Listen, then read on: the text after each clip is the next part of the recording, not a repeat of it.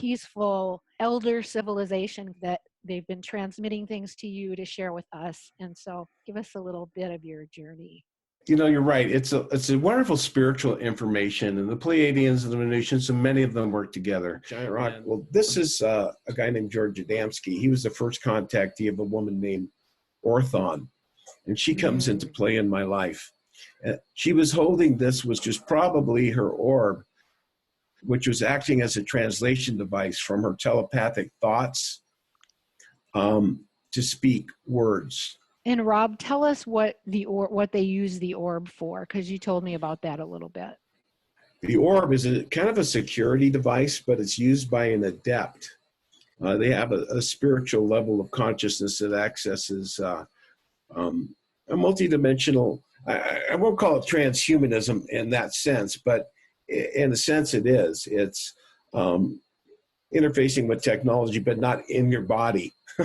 It's a trans consciousness. It's a telepathic. It's a higher mind interfacing with technology, is what it is. And they can make themselves invisible.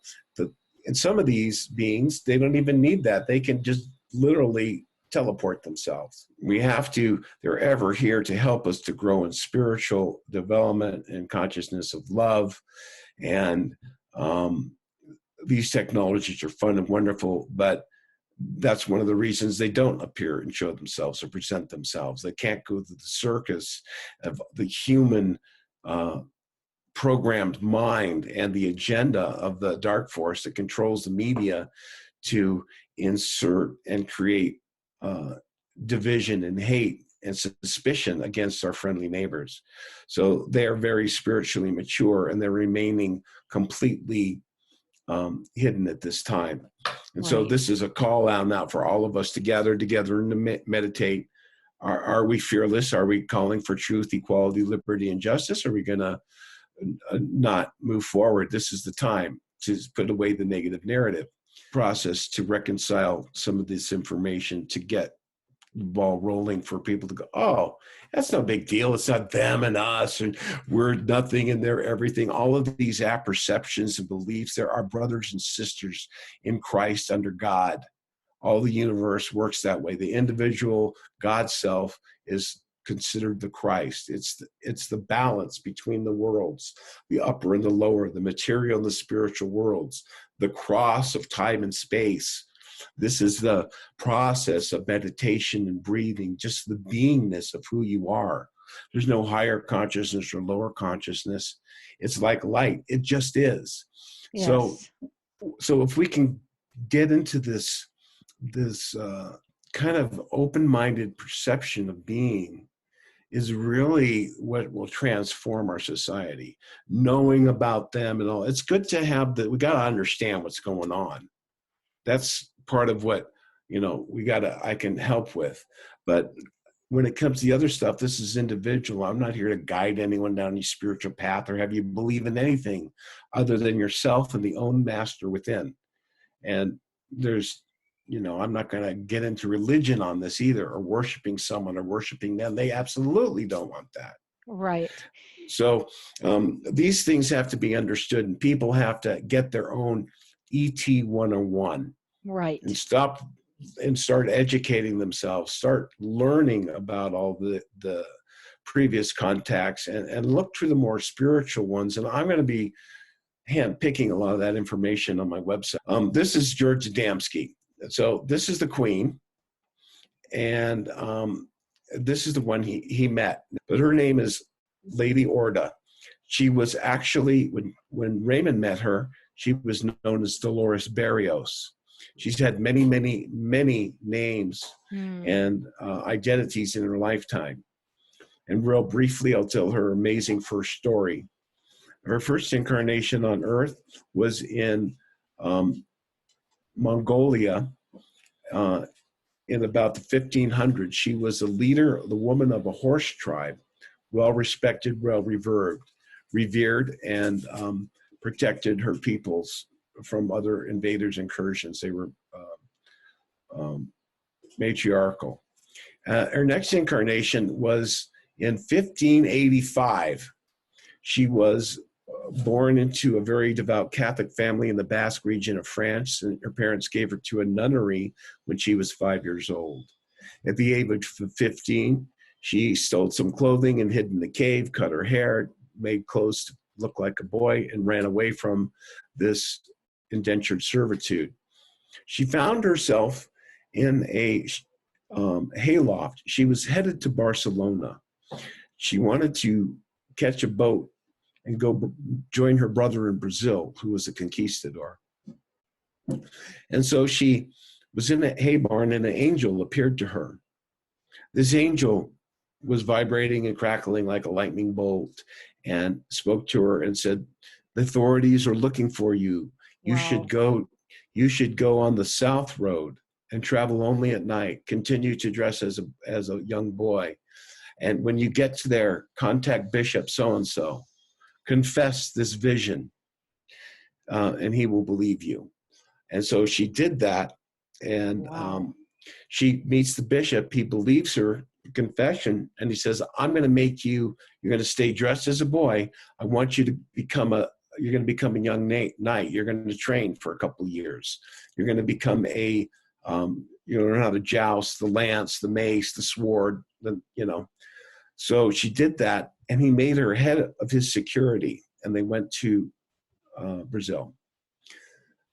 Another conquistador figured out that she was a woman and tried to rape her. She killed him with a knife. She then went to the church where the bishop protected her, the military sanctuary. They couldn't go there, like no Hunchback in Notre Dame. Mhm. And the military and the bishop wrote to the Pope. The Pope took her back, heard her confession, gave her a papal seal to dress as a boy. So she realizes at a certain point she's not aging. Mm. It becomes an issue with people. So she has Right. to leave and start a new life. And she did that and continued to follow the Spanish missions all the way up to California, where in 1830, she found herself in Solano, California. And there was a Russian fur trapper who was telling her about mystic lights and all this stuff, because she had an angel visitation and had, who could imagine how much she had learned in 200 and something years, 245 years old. She goes back to the monastery, grabs her pack mules, came up to Mount Shasta, and lo and behold, who's there? And it's the same fur trapper. Oh. And then he transforms into the angel that she met and said, "I'm not a fur trapper." He said, "Congratulations, I'm taking you to Venus." So Wow. this being was known as the accidental apostle, Lord Dismas. Do you know who he is? Yes. Only because Who you is? told me. Okay. Well, go ahead, tell everyone.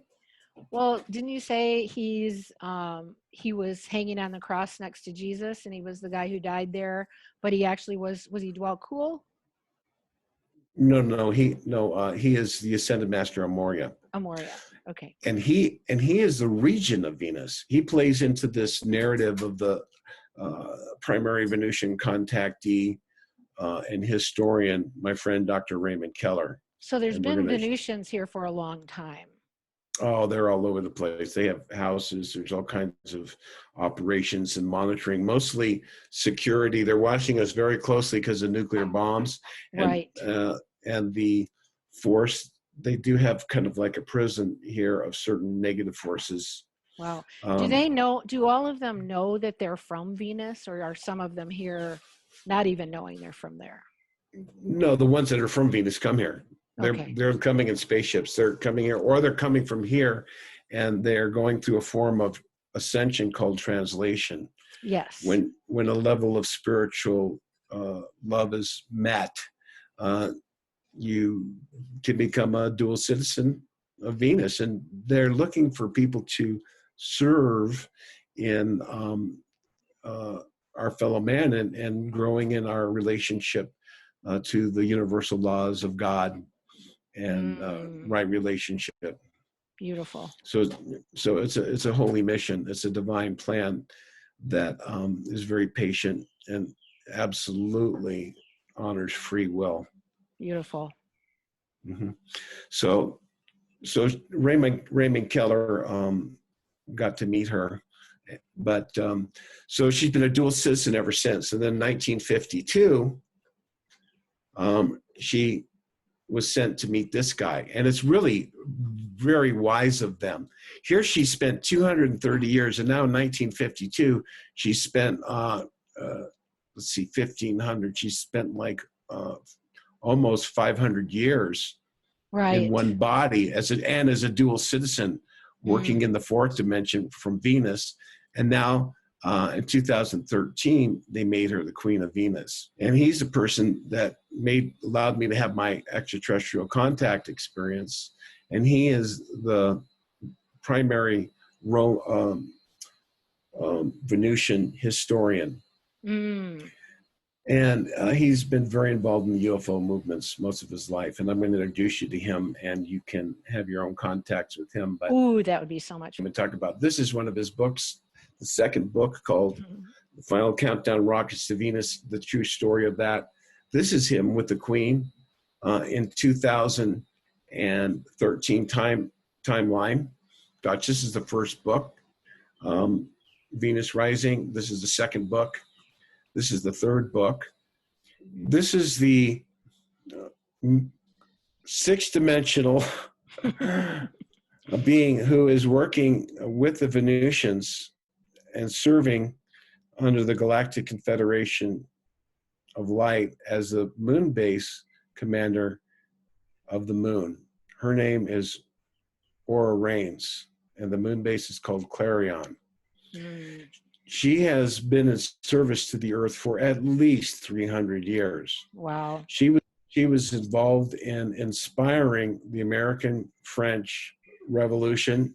She was involved in the Bolivian and the Caribbean Revolution, but not in a military way. She was acting as a muse, as inspiration, as many other Venusians were.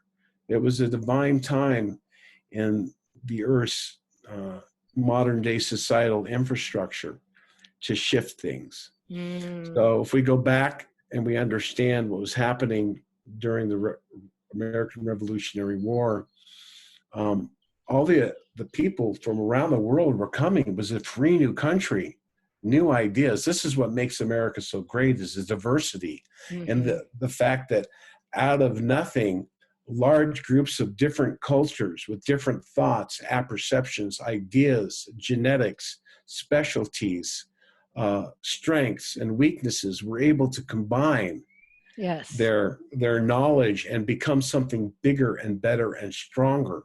It was the diversity that makes America great. And at this crucial point in time, the forces of oppression and darkness that had controlled things in their program or television of the day, which was literally the kingdoms. You were considered as slaves, as serfs to these royals, this genetic bloodline, this Wizard of Oz game, this scenario that has been played out by these bloodlines that are ultimately controlled by, we won't go into it, but hostile satanic forces. And they're not just reptilians or grays.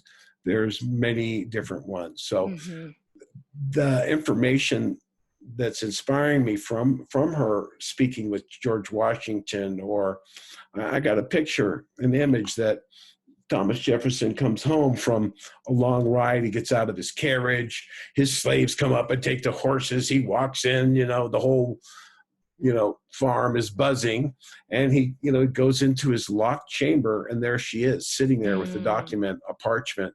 Wow. And what she was doing with Thomas Paine and some of these advanced thinkers of the time, she told me, was the inspiration of liberty, fraternity, equality, and justice. Yes. So Benjamin Franklin, most people don't know, but was the leader of a secret lodge called the Venus Lodge. Wow. And this lodge got together, they drummed up the Boston Tea Party, because the excessive taxation and the oppression of the people that was also created, the first taxation they kind of did was in a Roman controlled part called Tyrantor.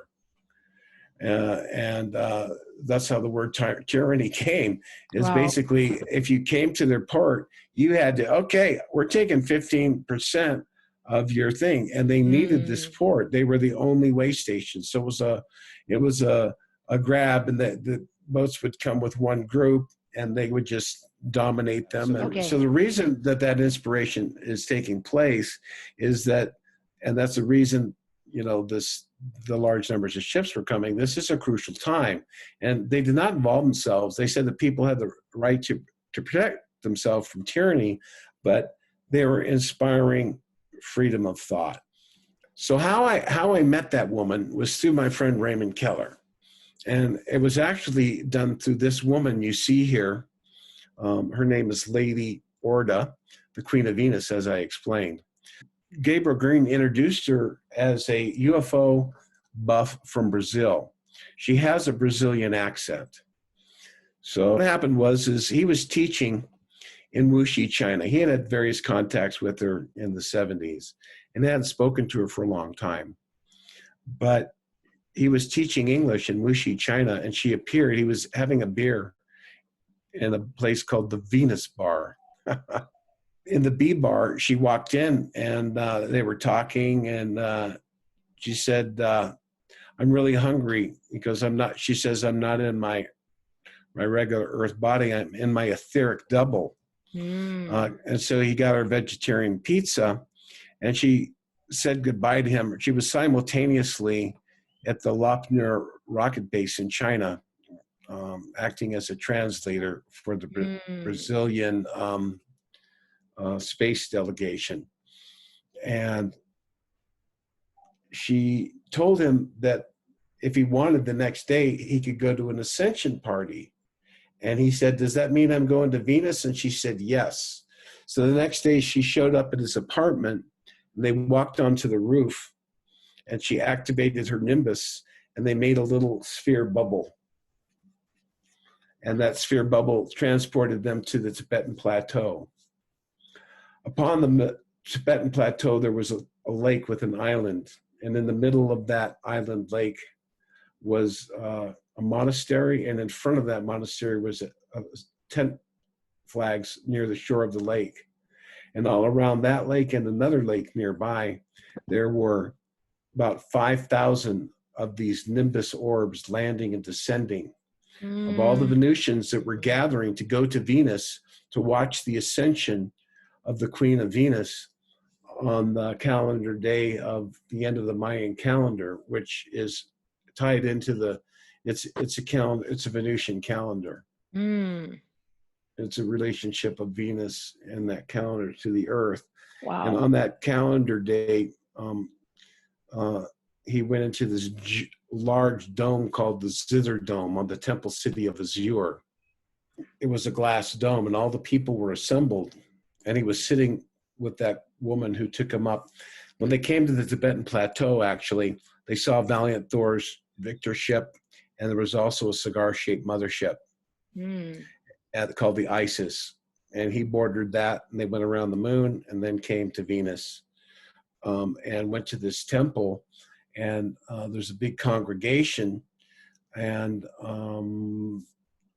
he said the ceiling opened up, and 3 angelic beings that were interdimensional with very large rainbow-colored wings descended, and they became physical when they landed. And they sat in 13 chairs. They represented different sections of the constellation.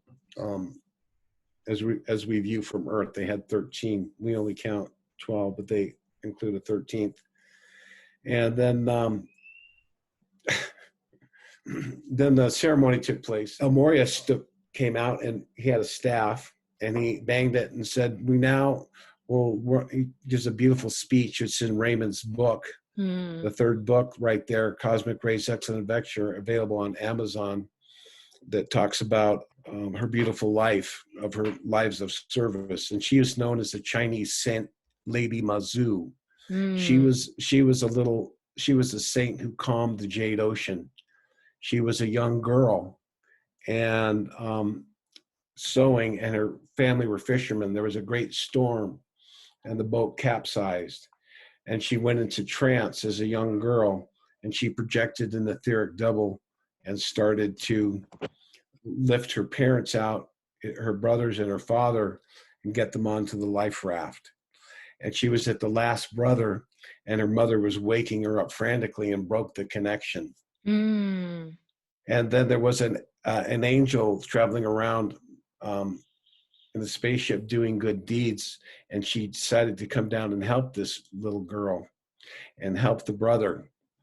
And so all of her brothers were saved by her miraculous kind of super physical thing that she did. Wow. And when she was about 12, her and her brother made a trip to that Chinese saint's shrine. And the Chinese saint appeared to her and took her to Venus. And she became a dual citizen of Venus from an early age. And she eventually became the Queen of Venus. And in Wow. 2012, she was ascending to what we call the Grand Central Sun. That's the Hmm. center of our galaxy.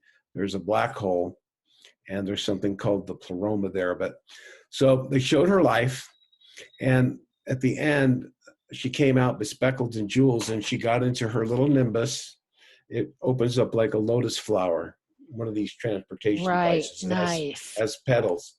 So that's where all the Tibetan Tonkas come from, and all the Buddhas floating in the sky. These are enlightened, ascended beings, or at least translated ascended, with long life, living in harmony with God's laws, that travel in these little nimbuses.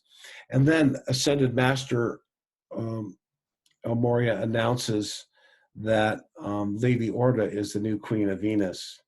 And she's sitting right next to my friend here, Raymond. And she invites him to stay on Venus for 10 weeks. And that's where he looked at the Akashic Records and wrote these 3 books. Yes. Boy, I'd like to read those. But this is a pyramid. This is one of the products that Dr. Fred Bell developed and that I have built and have made a whole host of products with. And those are on my website, ThePromiseRevealed. And this device does protect the body from 5G. It acts as a Faraday cage. As a prism refracts light into 7 colors of a rainbow, so does the pyramid bend magnetic energies into 7 levels or frequencies of frequency, like different colors, like the first ray of will, the second ray of love, wisdom, the first ray. You know, these different colors of the rainbow have different frequencies that actually correspond not only to stones, but to musical notes. 7 notes the musical scale. 8th makes the octave. So we're looking at a universal platonic solid, one of the 4 building blocks of the physical plane. Beautiful. Carbon, oxygen, hydrogen, and nitrogen. This is the carbon atom, and it represents the matter. Oxygen represents air, nitrogen is fire, and hydrogen is water. So we have the 4 building blocks of all life. Everything on the physical plane is a combination of these various molecules making different composition. So, or Rob, could you use this in a way like maybe hang it over your bed as opposed to putting it on your head, or suspend it from the ceiling and have it sort of create its energy in a room? Yeah, well, I have entire systems there that, but this is just the basic energy of the pyramid. This is specifically designed for the head and has different effects on the emotional brain mind. And it does it by the word pira means fire, and mid means middle, or to wait in the middle, to tar, meditar. So we are weighing in the middle of our breath. And in the middle of this pyramid, Pira is a fire, the living word of God. In the Bible, in the book, in Isaiah 19, it says, In the midst in the land of Egypt, in the heart in the border thereof, there lies an altar to the Lord. And this was built about 13,500 years ago by an advanced combination of extraterrestrial races and humans, and using etheric technology and So stuff is like that that. middle place of the altar of the Lord, is that like if you put your point in at your pineal gland and then kind of straight down from the top and you go to the center of the head? Isn't that where that place is? You got it. So Yeah. that's where it is. That's we're balancing the endocrine gland. So the hormones secretions become normalized. Nice. And we have so much radiation. This does protect as a spirit shield. So I do sell larger pyramids you sleep under. Let me show you this real quick right here. I don't know if you, yeah, this is a good one here. This is a picture I received 2 days ago. I think this is like 3 or 4 days ago now. From a friend's Facebook page named Shalimar that I've lived around. I actually moved on the property next to him, or on the same property with him when I first moved to Mount Shasta. And he has a show that I was going to speak at this summer. It was canceled, but he got this from a police officer who had taken it the same day. He was taking it another ship, but this is a pretty obvious what they call cloud ship. So it's just a wonderful confirmation that they're here and that there's a lot of things going on. And they do monitor people, and they're doing it over the cities just as much invisibly. Mm-hmm. So everyone needs to know, as you tune in, as you awaken, and as you tune into to wanting the truth. And they want people to gather in meditation, and they can activate individuals' light bodies. They have a beneficial healing technology. They're allowed to do this. Nice. If you ask for it, it's invisible. And if you gather in groups, it makes it easier. The synergy increases it. And this technology, this kind of divine intervention to help you help yourself by putting the higher frequencies on you now, people are going to start exploding in their personality and in their negativity and their polarization if we don't start to move into understanding the love vibration. Yes. Really, it's a love vibration. It's not, you don't have to do breathing. It's about mental preparedness and stuff. And I do have breathing exercises and stuff that I will share on my TV show that's going to be on Sci-Spy TV. Nice. Coming up in a month. Yeah. Very so cool. I'm working with Suzanne Ross there. Very and cool. We're going to be doing some great stuff as well. Cool. Where is this? Okay, this picture here is in downtown Mount Shasta, taken by a friend of mine. And this is definitely what we call a cloud ship, or ship in the cloud. And they travel around like this. There's nothing in the sky, and this cloud will move gently all day and then disappear. So this is part of the technology of the Galactic Confederation. And they have a right to be here because they're working with the beings who are native here, who are living inside the earth. The Agartha network. So this is the type of thing. I have one that's was over by a place with me, 2015. It was just hanging there all day right outside while we were doing something. So I took a picture of it. But lots of those around.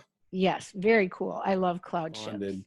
And turns out this guy works for, he had his own company, and he put together, the government has a very involved secret space program, and so many guys have been involved in it for so long, it's not really secret anymore. But most of the companies that develop certain aspects of it don't know what their parts are for. They know they're exotic. They know a government contract. They know they're under a secrecy law. They know they're monitored. They can't talk about what they're building. Metallurgically, they have probably hundreds of foundries, probably all around the world, that create various of these technologies. And the guy that gave it to me was working with groups, he called, some of the groups called the Black Monks. And these are high metaphysical guys who are utilizing this technology. They're really into the science of it and the consciousness of it, but they're using it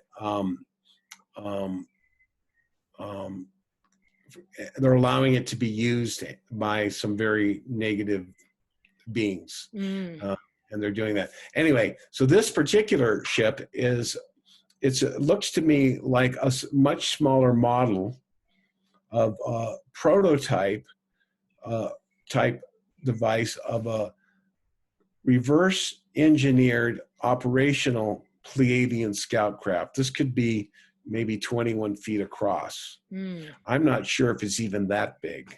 It looks like a different metal than we're used to seeing. Yeah, he told me about the metals. He told me it has to be absolutely smooth. There can be one little dimple, the whole thing goes off, because they're dealing in very high electromagnetic principles. This, I've been told, and I believe it very possibly true, this could be one of the Victor class spaceships. This is one of the Venusian, not a mother, but a smaller mothership that does have intergalactic time travel capabilities. This is 300 feet across. It's 100 yards if you walk from one end to the other. And this has a crew of 200, and there are a bunch of them all around the Earth. And Valiant Thor is the commander. He's been commissioned by the Master Jesus Christ, and sorry to make it religious, but he was also known as Salem Melchizedek. Didn't he also come and work with the government of the U.S. government for a couple of years? Valiant Thor. Yeah, Valiant Thor did. Yeah. What is this? I've been wondering since you sent me this picture. Yeah, this is a giant. Looks like a mothership off of Saturn. I'm not sure the time frame or zone. I get a lot of this stuff. People send it to you. There's a lot of these kind of pictures coming through right now. Yeah, there's the ones that are on my Facebook page. If you go to the Robert Potter public Facebook page, not my personal page, because I can't friend you there, but the public page, you can see some time ago from April 15th to the 27th, there were a lot of large ships coming through near the sun. Yes. And what do you think that was about? I know I've seen other reports on this. I mean, do you feel like they're coming to help? This is more military operation. The Solar Council works with the Galactic Confederation and another federation called the Alliance. And they both have different levels of spirituality and technologies, and they aid each other in various operations. They're aligned against a particularly hostile group of, combined higher and medium level dimensional beings that are influencing and trying to keep Earth people in a matrix of third dimension. And they do this by their programming and directing our attention. Yes. So if we can step off of that, they have no power. It's done. We walk away. No violence, no nothing. To really tell my story, we have to go back and understand the history of our intergalactic, our interplanetary and communication and influence of beings from other worlds and other dimensions as well. So this aspect of who we are is really a data load and a dumping of information that's important, especially for the spiritual light workers and for newly awakened souls to develop and understand how we're going to process this tremendous change. Yes, absolutely. And so important right now. And the position we're in right now, the change is an opportunity. This is an opportunity of growth, of freedom, to understand that television, we don't have to listen to their program. It's entertainment, and it's not real, a lot of it. And I think we need to, now more than ever, focus on human interaction. This is when we should be hugging. This is when we should be gathering. And part of the extraterrestrial thrust now is to have people to work on ascension. This is a time to commune. Do not sit in panic and fear and run things around in your head.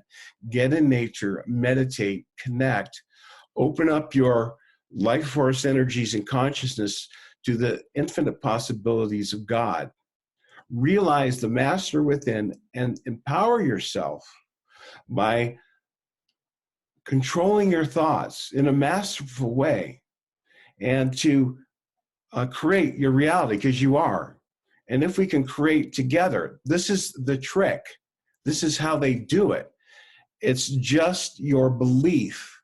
If everyone was to stop and say, just ignore, like we didn't even hear the rules in television, and take off your mask and walk around and interact with people, and don't follow this intended program. This is a very sophisticated level, and humanity's in a position now. So to learn these more spiritual aspects is one of the things that I hope to be sharing, as well as there's some background stuff, but we don't need to get focused on the story and the narrative, even in the extraterrestrial political thing, other than to realize they're here, they love us. And I'm going to share some readings that you might understand a little bit about how that can happen. But so one of the things I think that would be really good is that we pay attention to our natural birth-given rights and just step away from the narrative that's being played upon us. What they want is people to awaken to this lie, this game, then to study, to learn into the spiritual understanding of who we are and how we manifest, and to demonstrate intelligence and do good works in our community towards others. If someone says, you can't come back to work, well, I don't care. I'm not going to social distance. I'm not going to take a microchip. And if everyone did that, the governments would collapse, in these systems of control. They're being followed by people who are so into money and so into corporations with blinders on of a police state, new world order of automaton and robots. It's not going to succeed. It doesn't have to be a violent struggle. It's an awakening. This is an opportunity for spiritual growth. So that's one of the things that we should take from this, is a challenge for you to forgive and to go beyond this, and to stop judging other people and being triggered by what they say, Republican or Democrat, and see the God within them and really understand that they've been through a tremendous amount themselves. You can't judge what their life was that brought them to their level of programming. So we have to keep this open-minded, free flow of energy that comes not just from the mind, but from the universal mind. And the almighty mind of God, if I can call it that. I'm not religious. I'm not into a personality cult, although I recognize the avatars of wisdom and the teachings that they brought. And I see more similarities in them than differences. I see them placed within the context of their cultural time zone and the beliefs in the people. And I saw how certain things were said to the people that don't really convey the essence of a being when they really have a very high spiritual vibration like that. There's an essence of vibration. It's called the Nada Shringa Yoga. So when you're kind of with like one of these gurus, it's not about what they're doing, what they're saying. It's kind of like a light bulb. And the trappings, the best one is not when they're in a guru position, when they're not standing up in front, because it puts too much attention. The people want to put their idea and their faith in a being instead of in their own person. That great avatar of light is a teacher, and everything that he does will reflect to you individually a connection to God in your own life. And so when you look within and you are tuned into that, and you motivated from a sacred, respectful place, is better. And we all need to learn that, but it's like there's nature. So I kind of went off topic there, but I wanted to go back to the early days of the contactees, but I want to let you comment on what I said.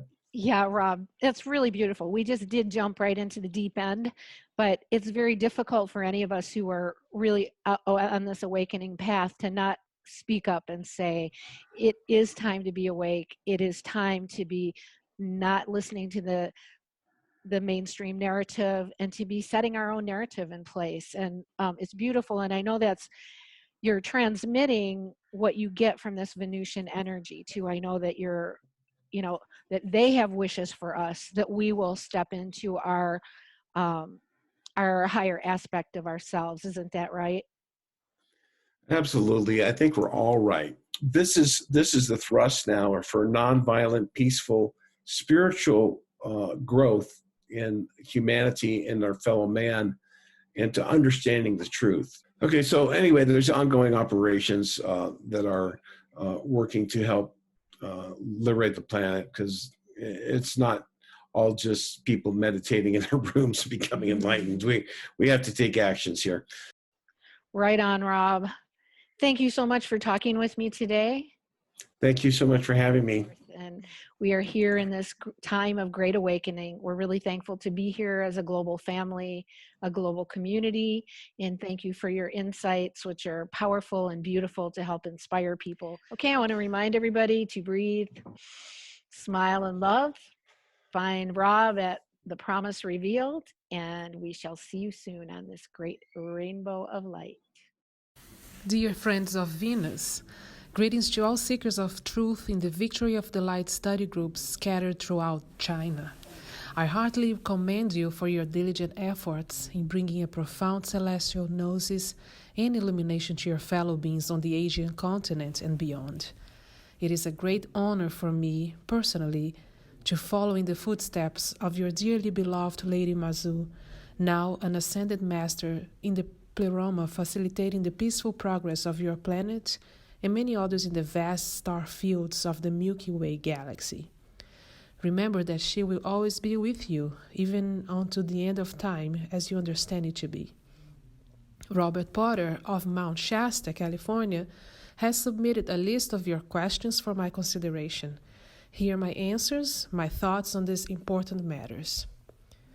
What can you tell me about tachyons? Tachyons are subatomic particles, neutrinos, accelerated by high energies that can move faster than the speed of light. They are the constituent particles of an antimatter universe known by your scientists as Dimension X. Are tachyons freely available on Earth at this point in time? Well, because tachyons are constituent to neutrinos in their electron, muon and tau subatomic particles with a mass close to zero, they are considered rare in the third-dimensional physical universe. To detect one or more, a special type of cloud chamber is required, one that can trace the path of ionized radiation particles. Is there a veil blocking tachyons from coming to Earth? Yes, there is. It's known as the speed of light, which is approximately 186,000 miles per second. The neutrino must be hyper-accelerated, and once it nears the speed of light, it sheds its tachyons that blink out and magically reappear in Dimension X, having jumped out of our space-time continuum altogether. At the point the tachyons break off from the neutrinos, a shock wave is created that shows itself as a blue flash of Cherenkov radiation.